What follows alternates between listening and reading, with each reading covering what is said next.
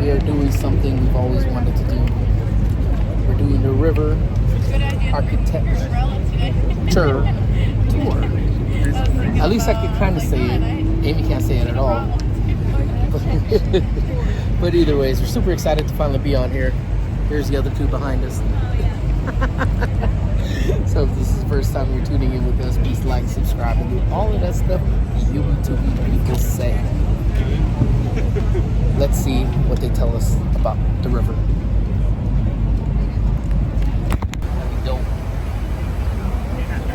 Queue line.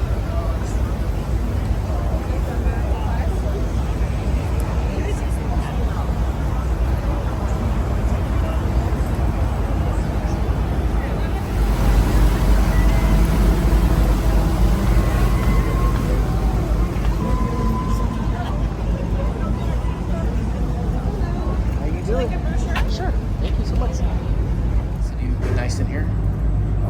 Oh, this is cool, man. So you come down here and you get you a little drink. And the winter, this would be nice. Oh yeah. Look at that. I heard there were some restrooms too, but we'll see. But this is super cool. Once you look on your left, if you look on your left up high, you'll see a tall building with a row of columns at the top and a little temple-like structure up above it. This is London House, Chicago. It's from 1923 and designed by Alfred Alschuler.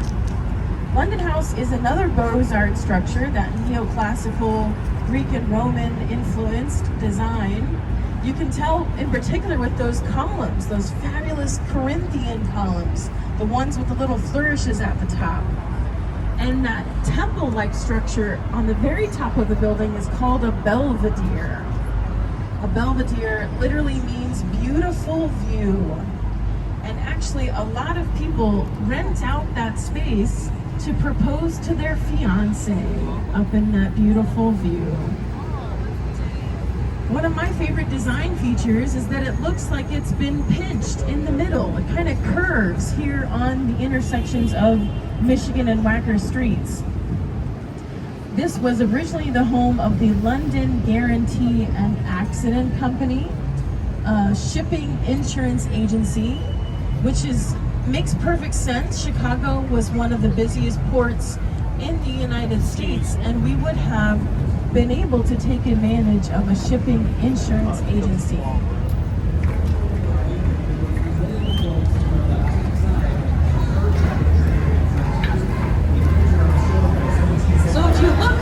London House on your left, after we come out from under this bridge, you'll see on the fourth floor a winged lion or a griffin with its paw sticking out. This was the logo for London Guarantee and Accident Company. And today this is actually our first example of what's called adaptive reuse, taking one building for one function, converting it to a new function, and preserving it for the future. It's now home to the London House Chicago Hotel, a boutique hotel complete with a great rooftop bar up on that glassy addition up there. It has views down the river that will just knock your socks off. I encourage you to check out all of Chicago's great rooftop bars and restaurants while you're here in our city. Continuing on your left, you'll see lit up by the sun, this building with a grand central dome up high. This is 35 East Wacker. It's from 1926, designed by Yaver and Dinkelberg. So two fun facts about this building. First, up in that large dome up there used to be a restaurant and speakeasy called the Stratosphere Lounge. Also, this building had within it an indoor parking garage, complete with a car elevator. It was meant to attract jewelry dealers who could move their businesses in, pull their cars loaded down with jewels into the elevator, and ride to whatever floor necessary without having to unload on the street. Great idea, never really panned out very much. Continuing on your left, you'll see beyond this bridge a boxy gray building with these little stainless steel accents running up and down it like a pinstripe suit. This is the Leo Burnett building. So what is the architectural style of the Leo Burnett building? This is something called postmodernism. Postmodernism was a reaction or a conversation that took place with mid-century modernism. Mid-century modern often had the philosophy, less is more. Well, postmodern architect Robert Venturi, he said, less is a bore. It's boring. Give me something new and different. And you can see they once again reinterpret historic styles. There are columns at the base of the building, columns at about the 15th floor of the building, which is the same height as the building to its right, 55 West Wacker. It's a way for these two buildings to have a conversation and to pay tribute to what came before it. So if you look down low now, you'll see Chicago's beloved Riverwalk wrapping underneath the bridges. And in between each bridge, there are various what they call rooms. And they have a different personality and feel to each of them. This one is the Cove on your left. And it houses one of the many places where you can get something to eat and drink right at the water's edge. Beyond the next bridge, on your left, you'll see a building that's stone, that's shaped a little bit like an armchair. This is the LaSalle Wacker building from 1930. It was designed by Holabird and Root. And the style of this building is called Art Deco. Art Deco came from Europe and between World War I and World War II. And one of the things that Art Deco emphasizes is verticality.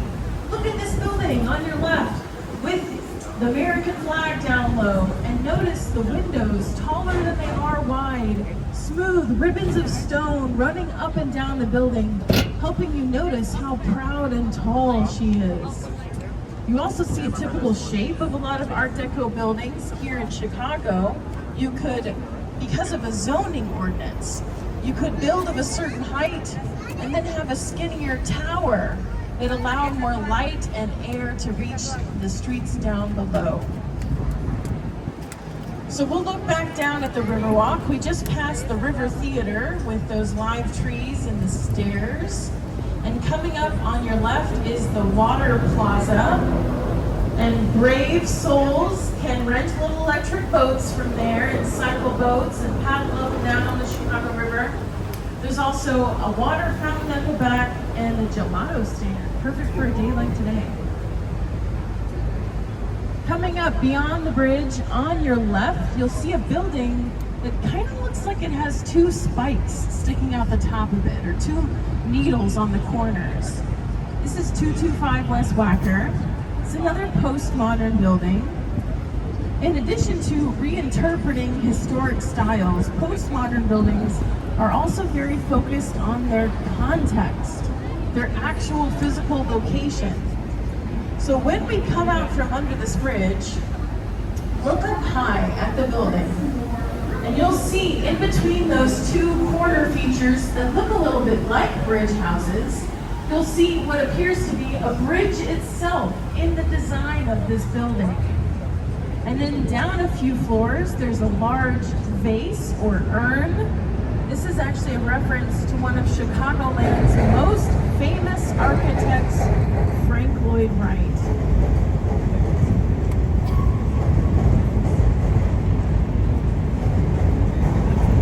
Coming up beyond the bridge, on your left, there is a curved glass building. This green glass building is 333 West Wacker. It's from 1983 and designed by KPF. Another postmodern building, another building focused on its context. I tell you what, I think this building, it loves the Chicago River more than I do. Look at how it curves gracefully as the river curves here. Look at the multiple bands of green glass, like the multiple branches of the river combining here in and the confluence. That's what this area of the river is called, where the river branches to the south and to the north. It's called the confluence. One kind of silly fact about this building is that this was the location of the office space of Ferris Bueller's dad in the iconic movie Ferris Bueller's Day Off. So look in front of the boat now. If you look directly in front of the boat, you'll see a glassy tower with an arch at the top and the base. This is River Point from 2017, designed by Picard Chilton Architects. And this is a contemporary design. So what exactly is contemporary design? Well, to be honest, I don't know. And neither do they. They're still trying to figure out exactly what they are. They're usually newer buildings built after the year 2000 that are focused on sustainability and have a lot of structural innovation. If you look at the base, you'll see this red flame-like sculpture. That's called Constellation by Santiago Calatrava. Beneath the building, you also see these little fans, these circular window shapes. Those are actually the exhaust vents for the train tunnels that run underneath the building. And they're wide enough to accommodate future high-speed trains that are planned for Union Station. That'd be pretty cool. Coming up in front of the boat on your left is a pink brick building. Now, if you're thinking to yourself, this looks a little different, looks a little older, you are right. This is in fact the oldest building on today's tour. It's from 1898. It's called Fulton House. It was designed by Frank Abbott. And this building was a cold storage facility. It was converted into residential space. And the first thing they had to do was to thaw out the building. It took them 6 months to thaw the building. They hauled away hundreds of trucks filled with horsehair and cork insulation. The project was overseen by the architecture firm of Harry Weiss, and the next building was actually designed by Harry Weiss. It's coming up on your left, River Cottages from 1988. These foreshore townhomes are very successful. Now, if I told you that the architect, Harry Weiss, liked triangles, would you believe me? Yeah. Yes, there are triangles all over this structure. One of them sold just a handful of years ago for over $2 million. All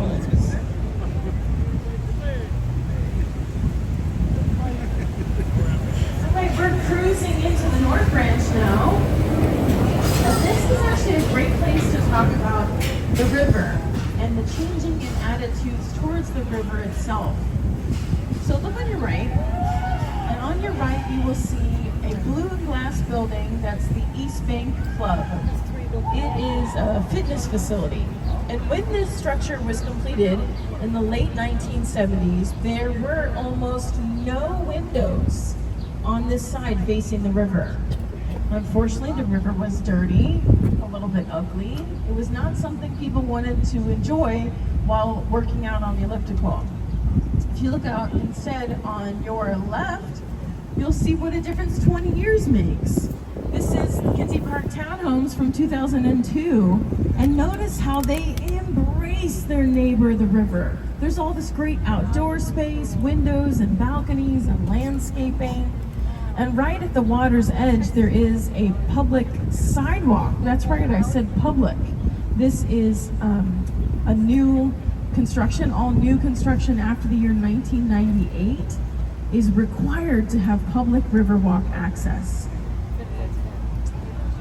So look on your right now, beyond the bridge, a red brick warehouse with dark hanging balconies.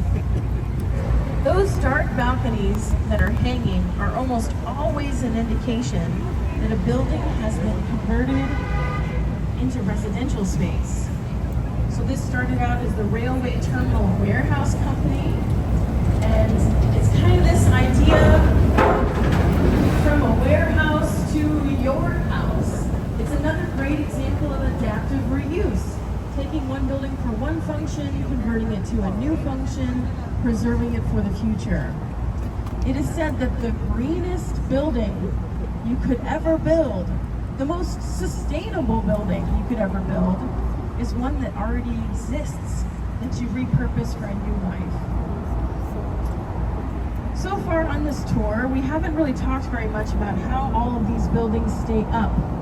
What's the internal structure of these buildings? Well, most buildings are like you and like me.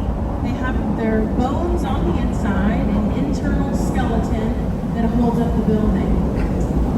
The next building I'm going to point out is a little different. If you look on your right, the white steel and glass structure with the triangle shapes running up the center of it.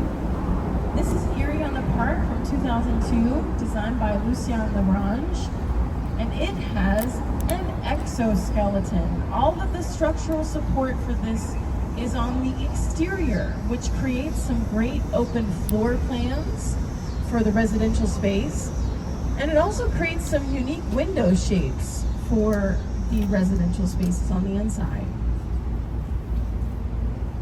So we're passing by a little park on your right. This is the A. Montgomery Ward Park. Now, how many of you have heard of Montgomery Ward before? Okay, still a good chunk of folks. So Montgomery Ward was a businessman, and in order to talk about his business, it's helpful to imagine what the company Amazon might have looked like 150 years ago.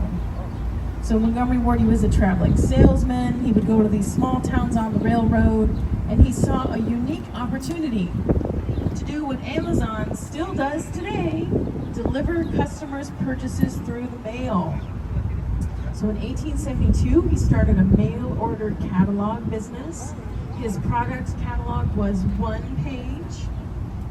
Around 25 years later, the Ward catalog was 1,000 pages thick.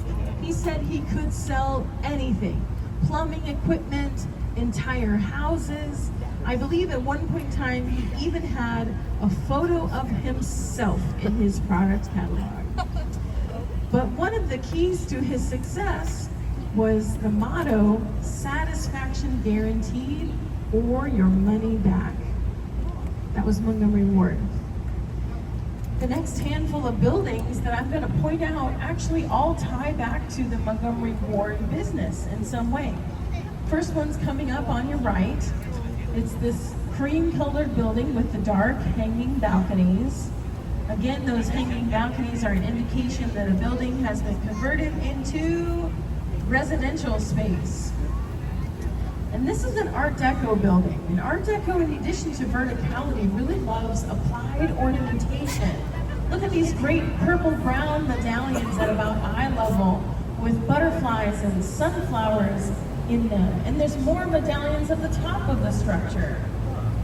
And notice the windows taller than they are wide. This is trademark Art Deco. And how big of a contrast it is to its neighbor across the bridge on your right coming up. 600 West. 600 West is from 1908, designed by Schmidt, Garden, and Martin. It's all apartments now. And it, instead of verticality, really emphasizes how wide it is. Look at these smooth bands of red brick running across the whole building. Now, the first building I talked about was the administrative office space. This building was his catalog warehouse. So you can think of today's equivalent, the Amazon Fulfillment Center. And this building is actually so big that we know at one point in time, his employees used roller skates to get around on the inside. They'd go and get your item and prepare it to be shipped out. Today, it's another example of adaptive reuse. It's been converted into office, retail, and restaurant space down below.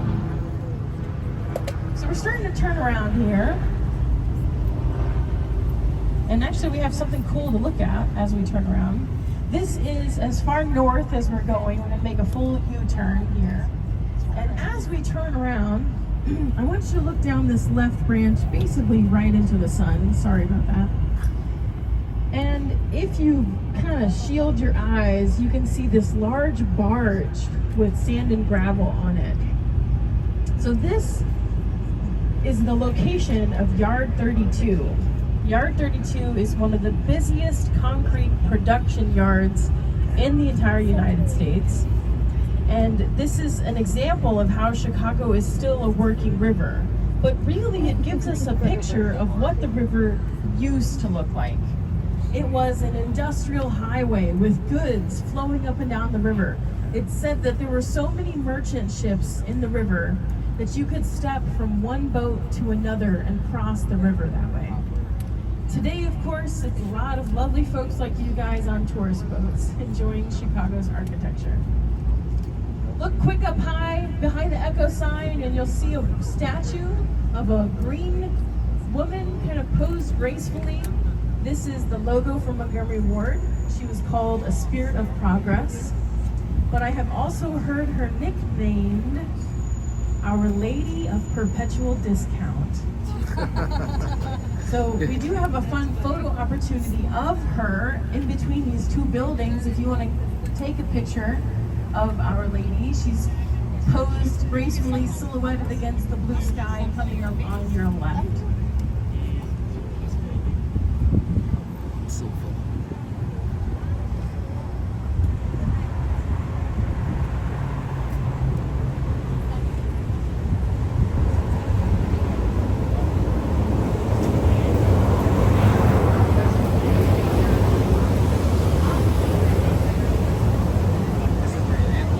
For the next handful of crazy. minutes, I'm actually going to be telling you a story. How they redid all of it. And the story's not tied to any specific building or location. So if you're getting a little restless or a little thirsty, feel free to go downstairs and visit the bartenders.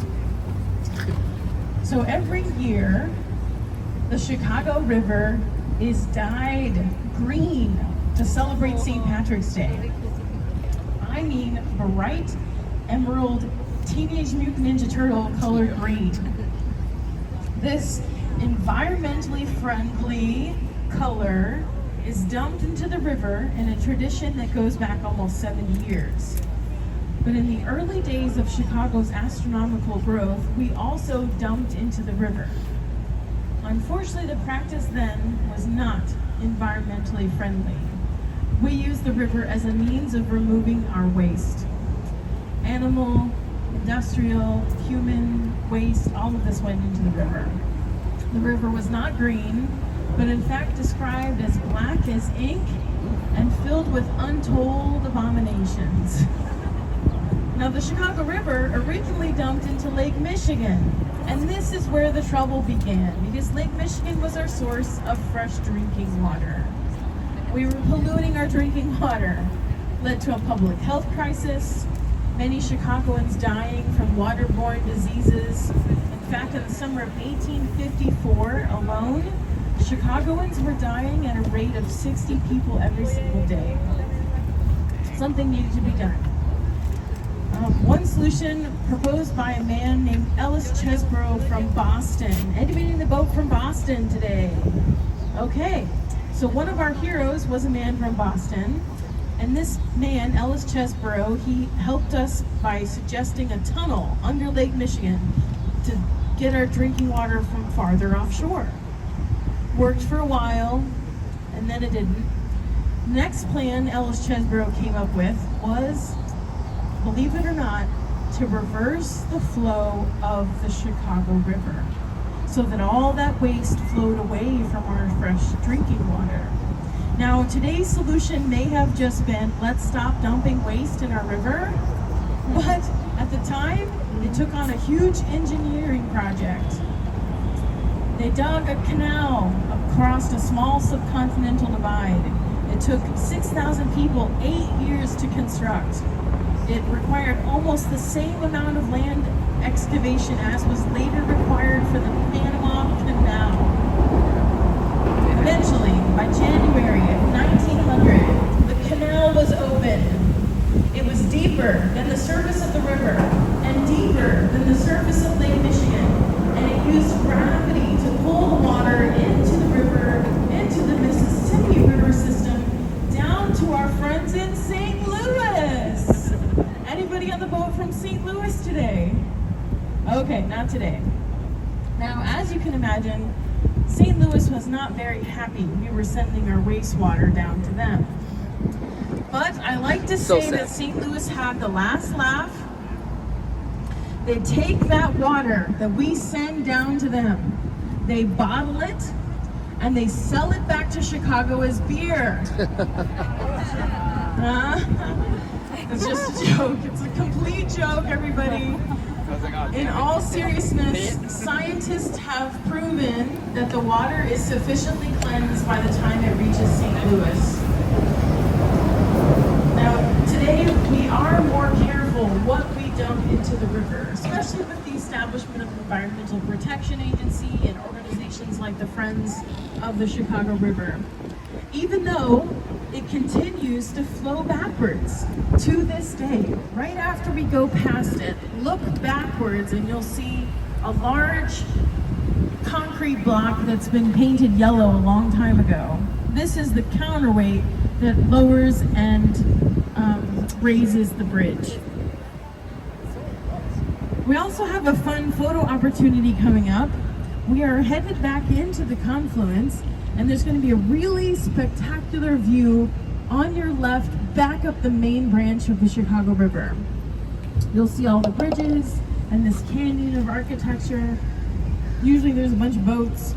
So if you want to take some photos, coming up on your left is a really good opportunity.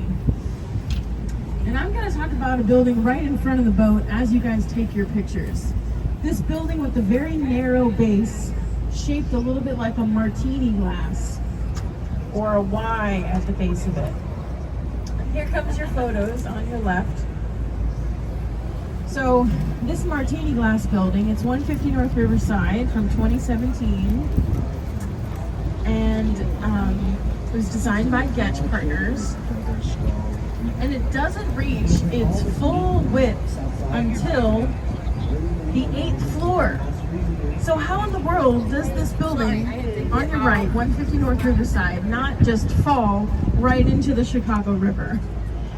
Well, it has steel that's 40% stronger than conventional steel. And there goes our beloved L train. Perfect photo. And then the building has also liquid-tuned mass dampers in it. These are large tanks of water, and when the wind interacts with the building, the water in these tanks will move and reduce the overall sway of the structure, counteracting the forces of the wind. Right. It's on the inside of the building up high. So we have another really silly photo opportunity. Coming up on the slant of 150 North Riverside is an opportunity for a boat selfie. There's me in my red hat and our boat going by 150 North Riverside. Opportunity for a boat selfie.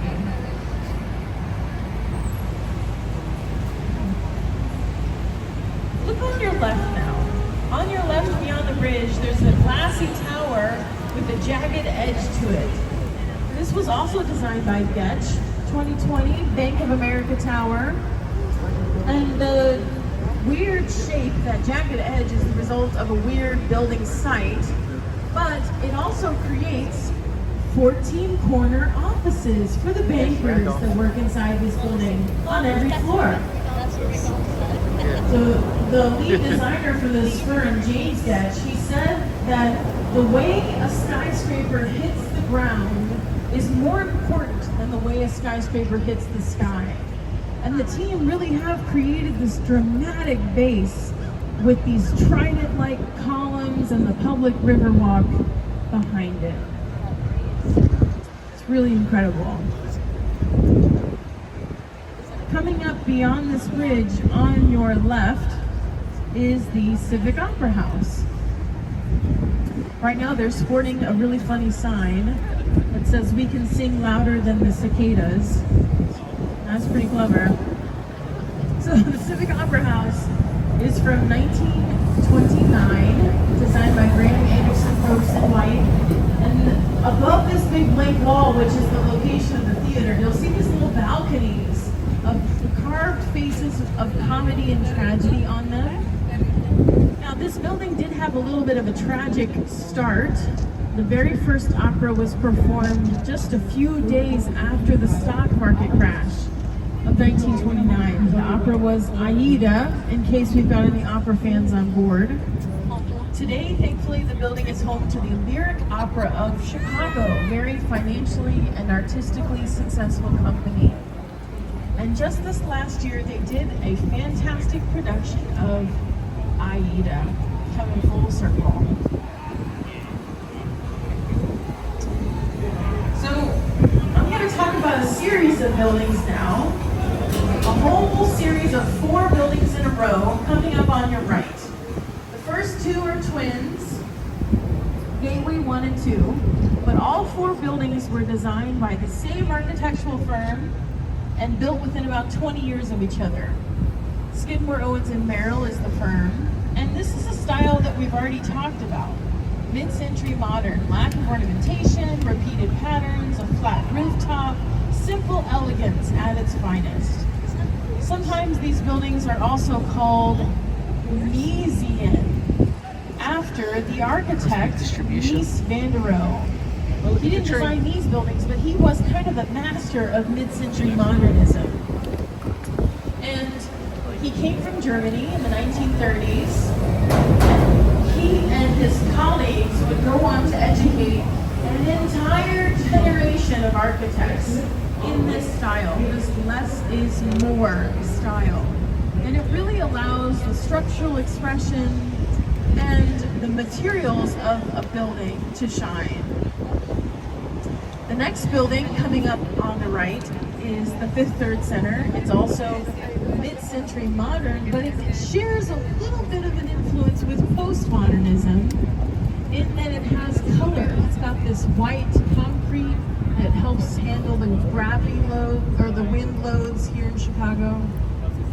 It's got gray at the base of it. And if you look down low, there's going to be a little kind of black cube sticking out right at the water's edge. This black cube is another building with an exoskeleton. Those X's on the side are external cross braces, eliminating the need for interior columns, which is great.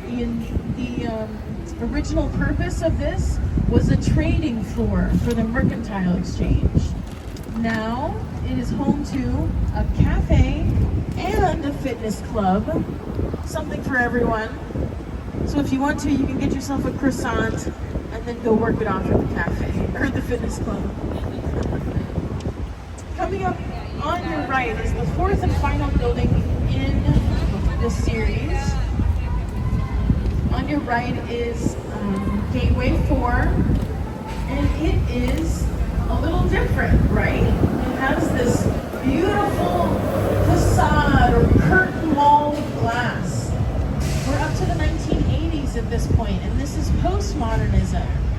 And notice how each of these windows has been pinched at the corners to create this kind of dynamic interaction and reflection, having a conversation with the neighboring buildings. It's pretty cool. Beyond the next bridge on your right is a very, very big building.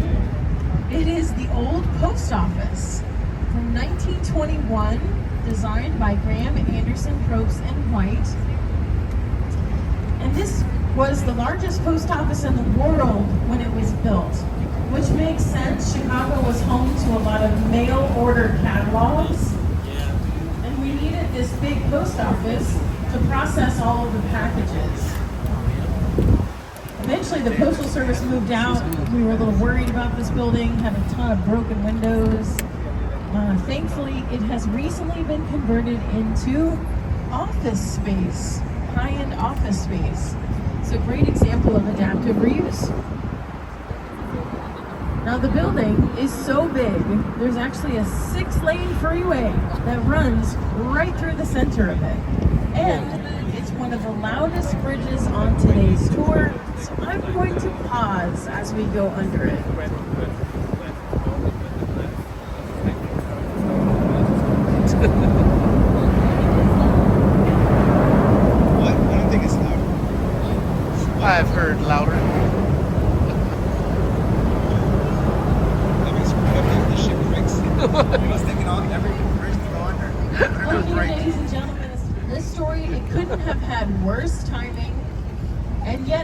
perhaps for the city of Chicago, it couldn't have had better timing.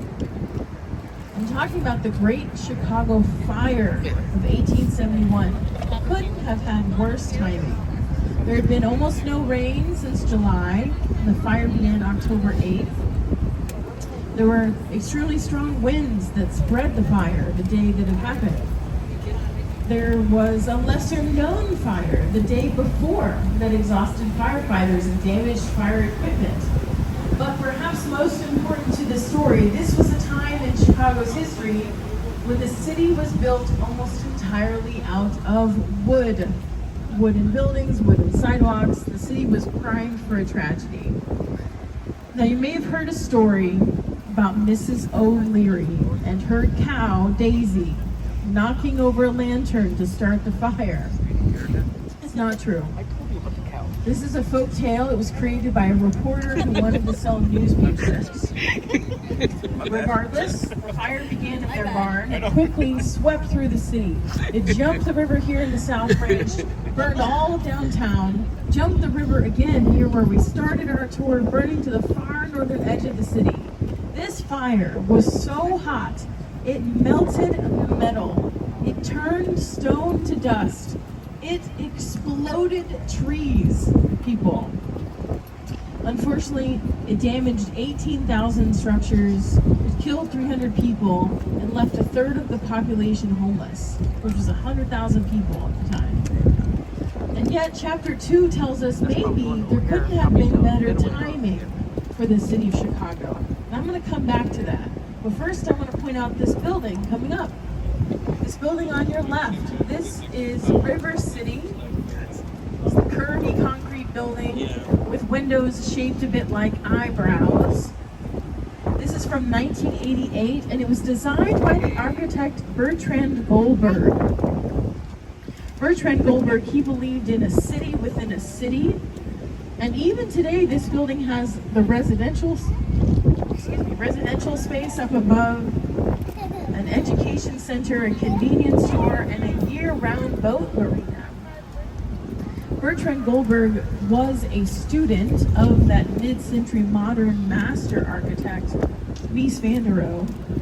But unlike Mies van der Rohe, Bertrand Goldberg says, there are no right angles in nature, and therefore there should be no right angles in architecture. So you get a lot of curvy Bertrand Goldberg buildings, and we're going to see another one later on the tour. So let's jump back into the fire story and how Chapter 2 tells us maybe it couldn't have had better timing for Chicago. When the fire took place, a lot of what the city needed to survive was south of the burn district, like the railroads and the stockyards. And this was a time in Chicago's history when the city was growing at an alarming rate.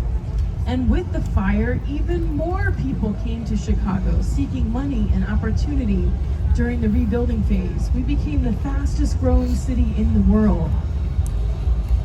And you remember all those buildings made out of wood? Well, with the fire, eventually there would be new building regulations demanding fireproof materials. The fireproof materials are more expensive. And so architects and engineers, they needed to figure out a way to earn more money off of the same piece of land. I'm just gonna wait, I can't compete with that.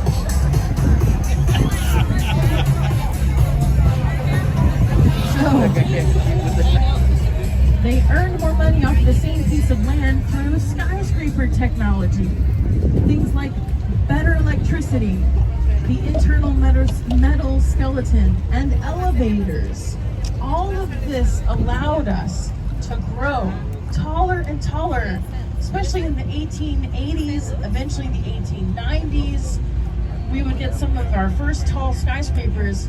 And now, here we are, looking back upstream. The tallest building you can see in the skyline, in fact, it is the tallest building in Chicago. The black building with the two white antennae on top, Willis Tower. It's from 1974, about 100 years after the fire. It was designed by Skidmore, Owens and Be Merrill. clear on that. And as this lovely lady has just reminded us, most Chicagoans, we still call this building Sears Tower. That's right, Woo! Sears Tower. Now, this makes sense. Sears occupied this building for a very long time. They rented out the top floors. And this was the tallest building in the world when it was built. For a pretty long time, actually. Today, Willis Tower, it's not even in the top 10 of tall buildings in the world. But it does still have a remarkable honor. Willis Tower has been certified LEED Platinum. LEED stands for Leadership in Energy and Environmental Design. It's the most widely used green building certification here in the United States. And Platinum is its highest level of energy efficiency. So they've decreased their water and electricity usage, for example. And one thing they're currently doing is they're modernizing the elevator system to reduce the number of stops. So how does this super tall structure stay up? So super tall, that's not a word that I just made up. It is actually a classification of skyscrapers after a certain height.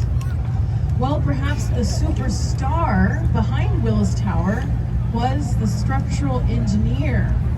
It was a man by the name of Fazlur Khan, and he utilized on Willis Tower something called the bundled tube design. So imagine, if you will,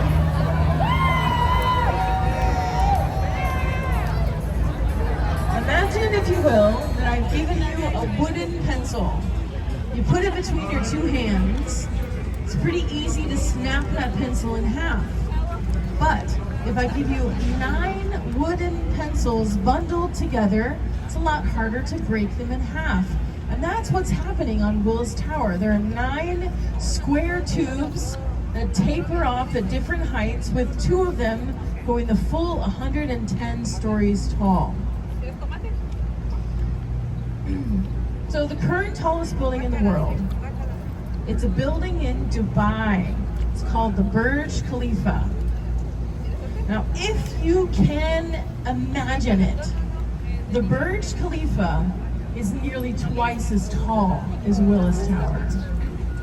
So take another Willis Tower and put it on top of that Willis Tower, and that's roughly the height of the current tallest building in the world, the Burj Khalifa. But I'll let you in on a secret. The Burj Khalifa, it's still designed by a Chicago-based architect, Adrian Smith. Yeah. All right. So we'll look briefly off on your right, and you'll see a building with a statue on top and a pyramid roof. This is the Chicago Board of Trade, and that statue is the Roman Goddess of Agriculture Ceres, hinting at Chicago's history as a grain trading hub here in the Midwest. And the pyramid is the result of an Egyptian culture craze that happened after they discovered King Tut's tomb in 1922. Look in front of Willis Tower now, and you'll see a building with a round glass crown at the top of it. This is 311 South Wacker from 1990, designed by KPF. And it was built when Willis Tower was the tallest building in the world. So what they did is they allowed these 2 buildings to have a conversation. Instead of the 2 white antennae, you've got a beautiful round crown that lights up at night. In fact, it lights up so bright, they have to dim it for bird migration season. Instead of the black right angles, you've got a lady in pink granite.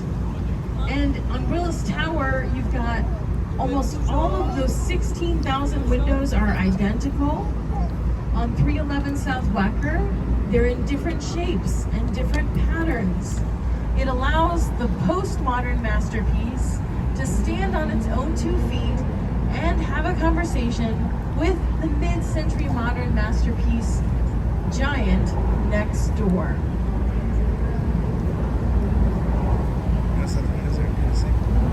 This one. Yeah.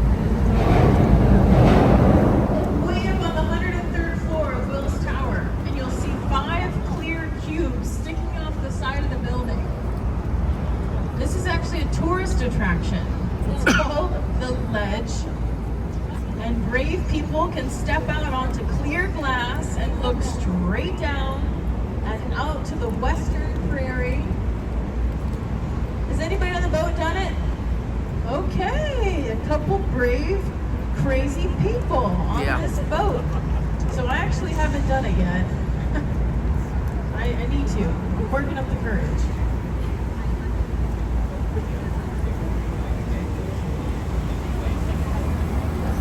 There is a building coming up Scary, on the man. right that found a very unique way to stand out here on the Chicago River.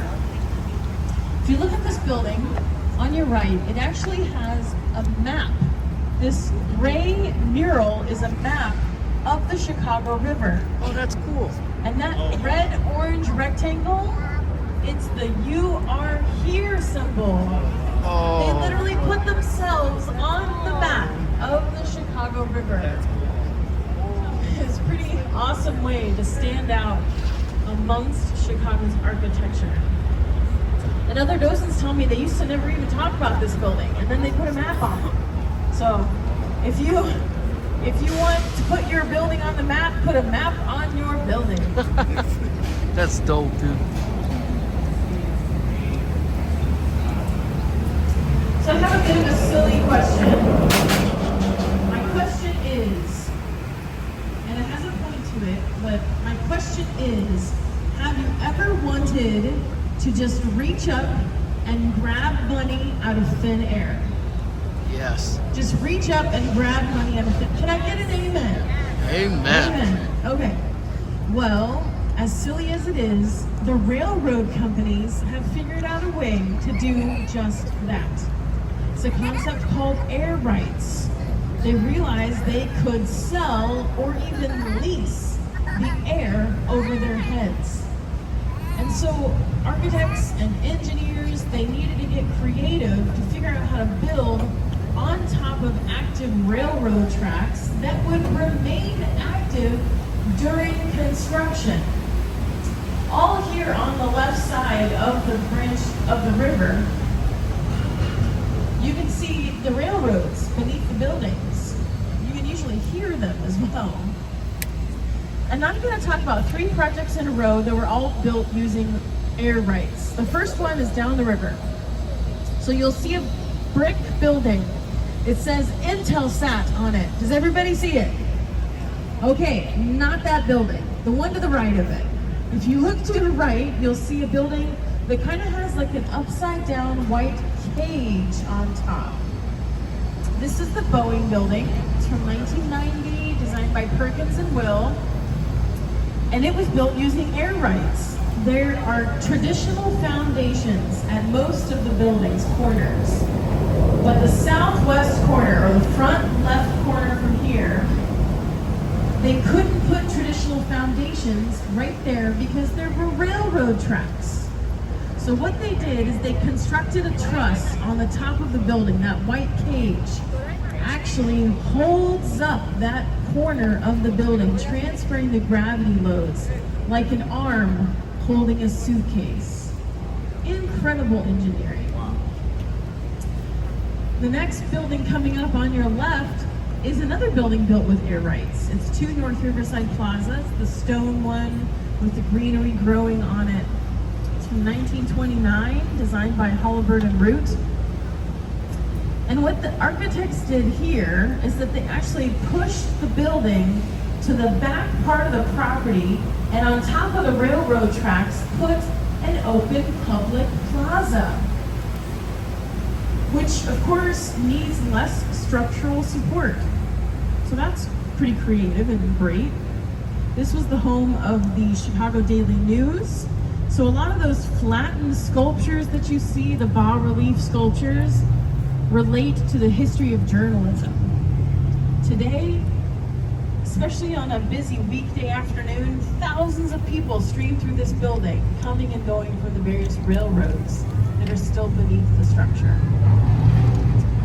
The third and final project I want to talk about that was built using air rights, we've actually already talked about it.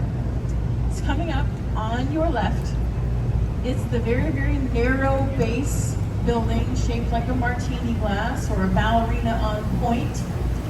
It's 2017, from 2017, 150 North Riverside. So we talked about how this building was an engineering marvel, but we didn't say why. Why does this building have such a crazy shape to it? Well, it's mostly because of the railroad tracks. On the far side of the building, or the western side, beneath the building are railroads. On the eastern side of the building, closest to the river, was that publicly mandated Riverwalk, leaving a very narrow strip of land on which you could actually construct the building. In fact, 75% of the entire building site is open, public space. And as precarious as this building looks, like it looks like it's just gonna fall over almost. As precarious as this building looks, the engineers have assured us that it would support a building twice as tall as what's here today. So we're about to enter into the confluence for the third and final time on today's tour. And I encourage you to just enjoy the view. Look around. It is not often when you are smack in the middle of the Chicago River. I've seen a lot of people take 360-degree photos as we're in the middle of the river. And right after this bridge is kind of a fun time to do that. So I'm just gonna pause and let you guys enjoy the view. Pyramid-shaped roof. It's the Mart. It has that green roof, the large stone building. It's another Art Deco building. It's from 1930, designed by Graham, Anderson, Probst, and White. This is a relatively older building, 1930, but it has newer environmental standards. The Mart has been certified LEED Gold. Again, leadership in energy and environmental design. So this building has advanced recycling program. There are composting options within the Mart. There are direct access to public transportation. There is even a green cleaning policy on the Mart, so that's pretty cool. This was originally the wholesale warehouse for Marshall Fields. Marshall Fields is a really big retailer here in the city of Chicago. And once we get out from under this bridge, you'll see on your left there are these kind of green heads on little pedestals. Those are various retail giants here in the city of Chicago. But I've also heard those called the Pez Hall of Fame. So, the Pez Hall of Fame. This building also has a really large art installation. Every night after the sun goes down, there's a huge projector that lights up this whole side of the building with a light show, and there's accompanying music, so you can come down here to B&B on the Riverwalk and listen to the music and watch the light show on the Mart. It's called Art on the Mart. Check out the website. That's pretty cool. I think this time of year is at like 8:30 maybe. But if you look at the website, you can figure out what time it is. It's free. It's really, really cool.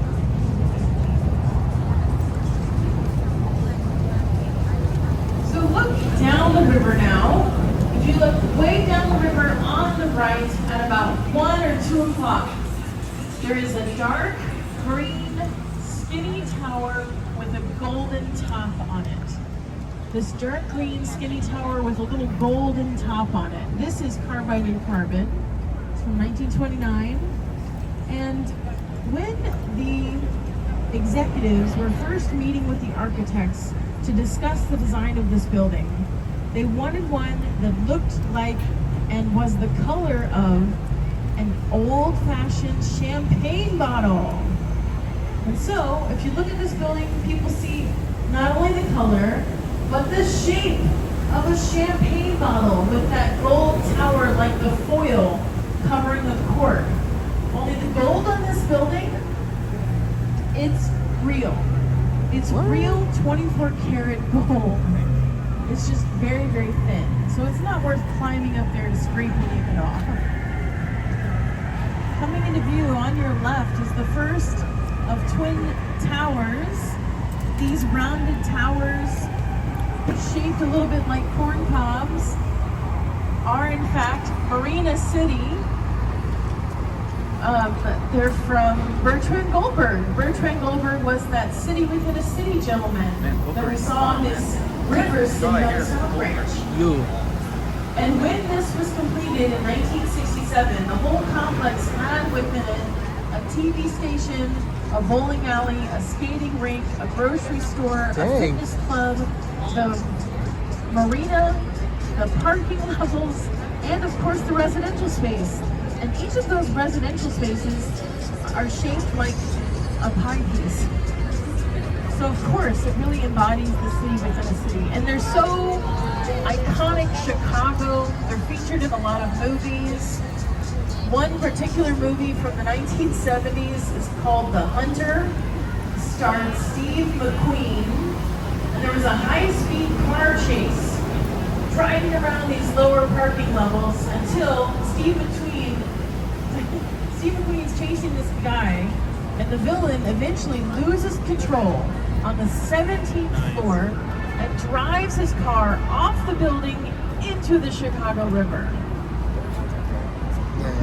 So don't worry, they're not filming anything today. If you look beyond the bridge on your left, you'll see a black boxy building. We've talked about this style many times, mid-century modernism, Miesian, the international style. Well, in fact, this building was designed by the master himself, Mies van der Rohe. It was finished in 1971. This is the AMA Plaza.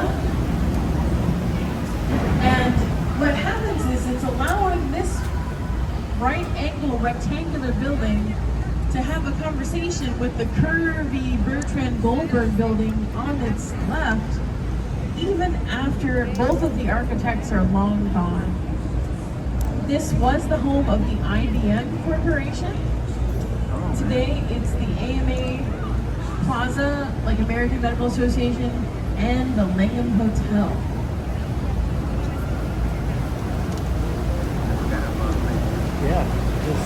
So speaking of hotels, Innovator that's on not your around. left is the Trump International Hotel and Tower from 2009, designed by Skidmore, Owens and Merrill.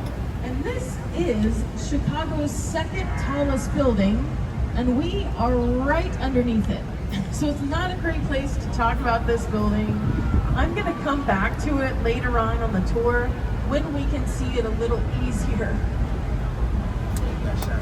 We're coming back to near where we started. We can see our old friend, the Wrigley Building with the clock tower on top. And if you look behind the Wrigley Building, coming into view is Tribune Tower. It's the one with these kind of elbow-shaped brackets up high and the American flag sticking out. So Tribune Tower is the result of a design competition. They wanted the world's most beautiful office building for the world's greatest newspaper, the Chicago Tribune. And this is the winning design by Howells and Hood. It was finished in 1925. And it's neo-Gothic. So it has elements on the building that are reminiscent of a Gothic cathedral. Like, for example, those flying buttresses.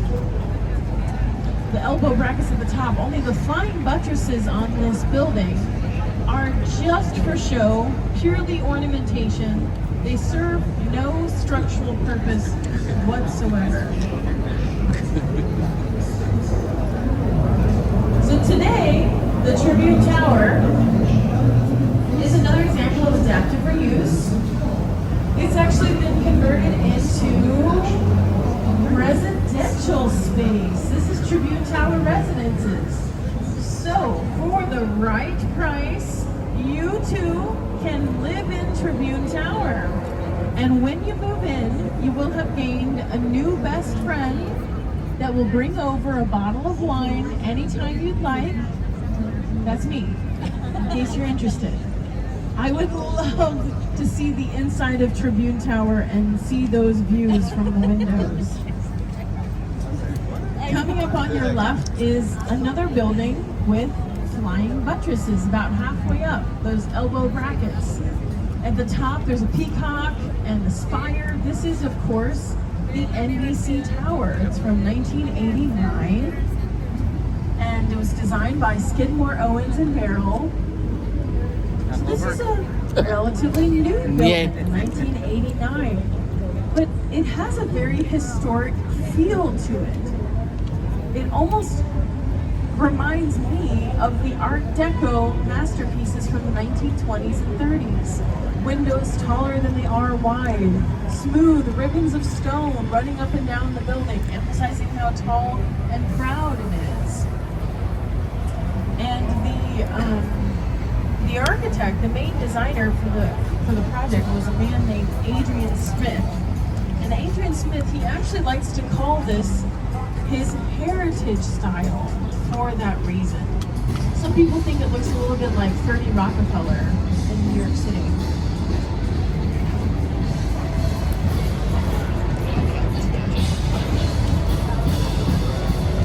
Man, they are jamming.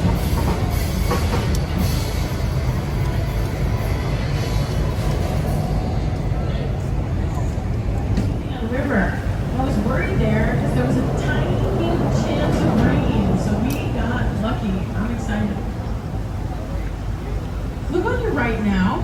On your right, you'll see 3 connected towers of blue glass. This is the St. Regis from 2020, designed by Studio Gang, lead designer Jeannie Gang. This is another mixed-use development. The bottom floors are the hotel. The upper floors are luxury residential space. You can see the balconies running up the side like a recessed zipper. And this is a contemporary design style. If you remember, contemporary design is focused on sustainability. So there are 6 shades of blue glass on this building. In addition to being beautiful, those different shades of glass serve a sustainability purpose. They help keep the solar exposure consistent. Now, what do I mean by that? So if you look at the smaller floor plates, they have darker glass. The larger floors have lighter glass, and it controls the amount of light and heat that enters into each floor, keeping it consistent across every floor. So that's kind of cool.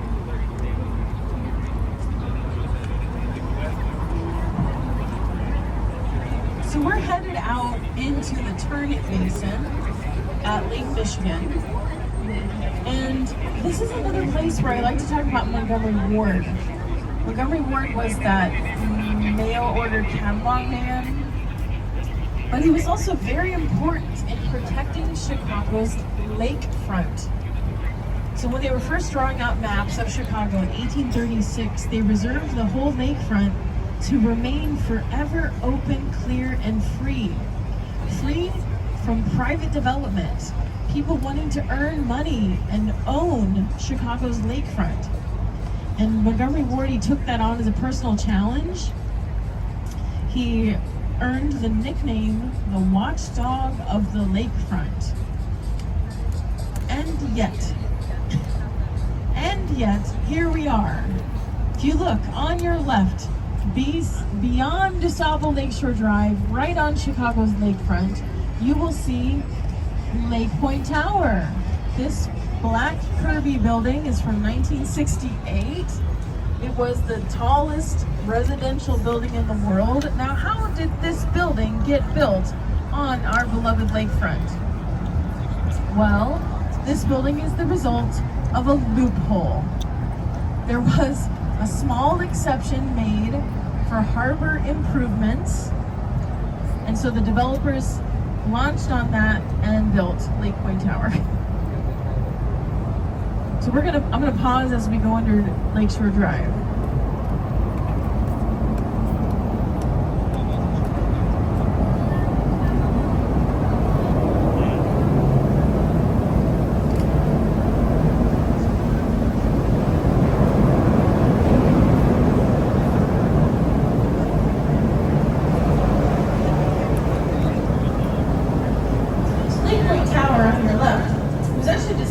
Shipwright and Heinrich. The architects were both in their 30s when the building was completed. Really incredible accomplishment. One of the early designs called for 4 rounded corners around a central core, but they realized 3 would have better wind resistance and better views out to the lake rather than directly into your neighbor's apartment. Now, my husband, he thinks this building looks like a fidget spinner. Maybe a little? Maybe a little. It's a beautiful building. If you look on your left beyond that, there is, of course, Chicago's Navy Pier. It's from 1916, designed by Charles Frost.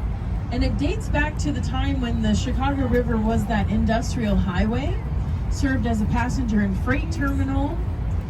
During World War II, it was a location where they trained U.S. Navy pilots. After the war, Navy Pier was an education center for the University of Illinois. Today, it's been converted into an entertainment venue. So visitors can enjoy a play at the Shakespeare Theater. You can visit the Children's Museum. You can eat a rainbow ice cream cone. And don't forget about the Ferris wheel. This is much smaller than the very first Ferris wheel. The first Ferris wheel was built here in Chicago in 1893 for the World's Fair. And this one holds 400 people. The first Ferris wheel held 2,000 people. It was massive. All right, anybody downstairs in the salon, I encourage you to come back upstairs or come outside because we have a fantastic view of Chicago's skyline. Ladies and gentlemen, get up, take pictures, enjoy the view. I give you the city of Chicago.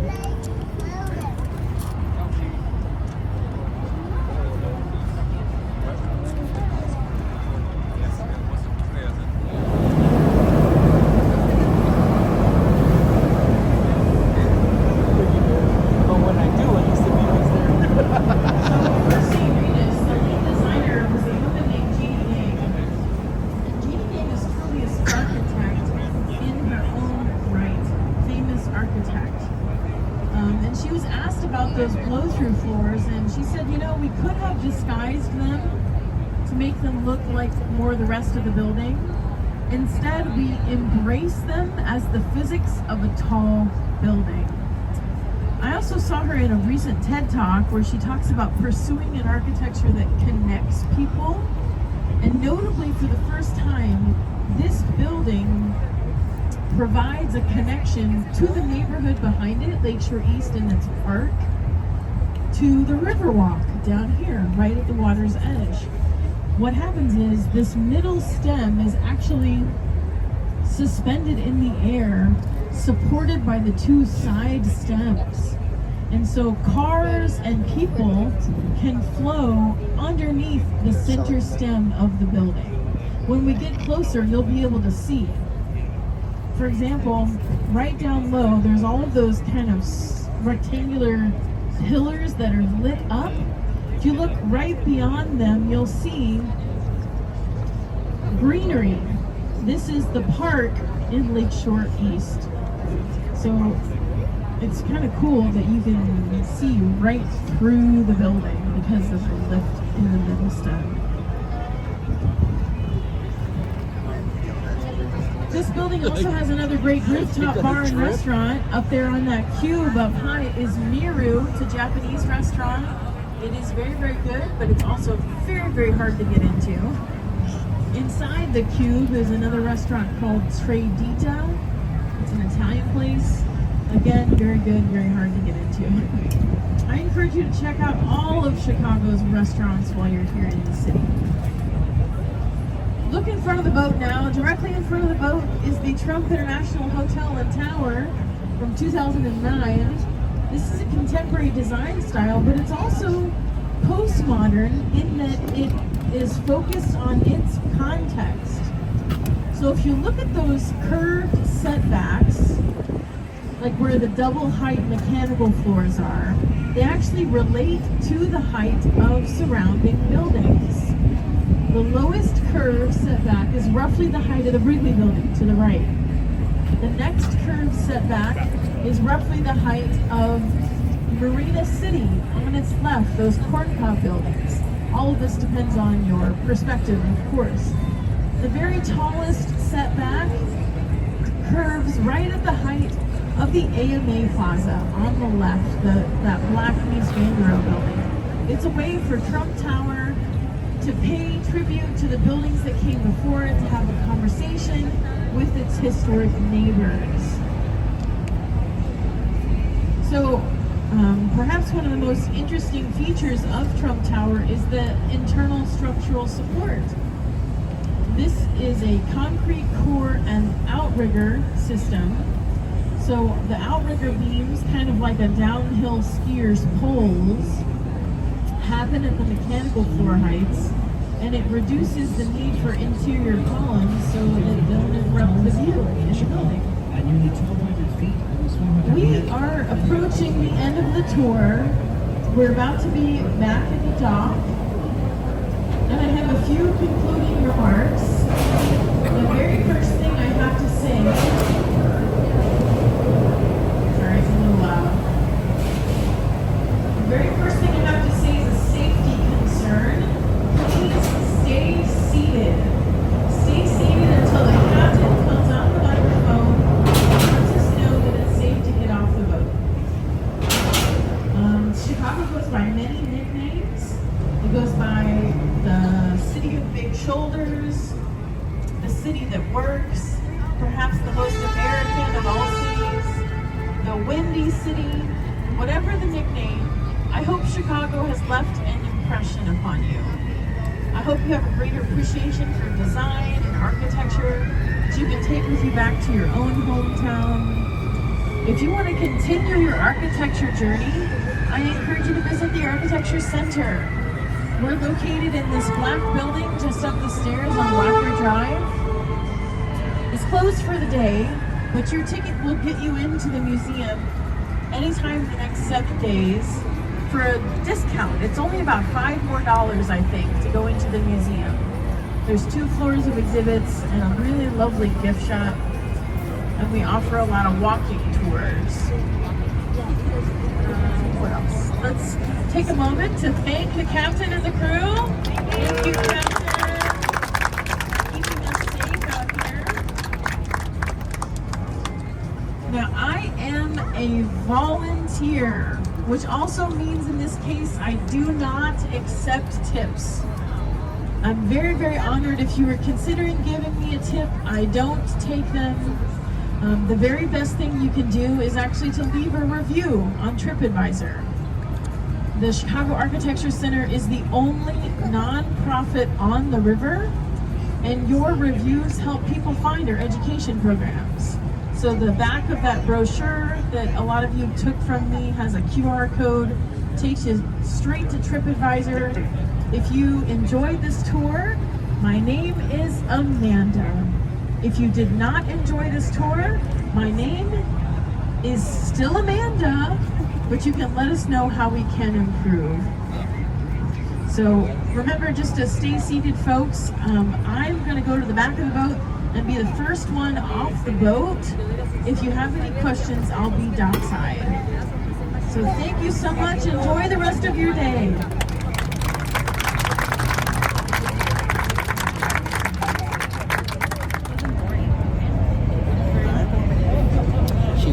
Good job, Amanda. So that pretty much wraps it up for us. I had a great time. She was bored. Amy had a great time. No, I was not. This is dope. Like, we've been wanting to do this for like ever and a day, and it was so worth it. And it was a beautiful day. It was supposed to rain, but it didn't. So it was beautiful, everything. All right. Well, hope you enjoyed it. And if you are ever in the Chicago area, I highly, highly recommend that you guys take this tour. If not with this particular one, well, I'll go ahead and I'll put the name at the bottom in the description. But this was a cool one, so definitely check this one next time. My friends, like, subscribe, do all this stuff. Do you between say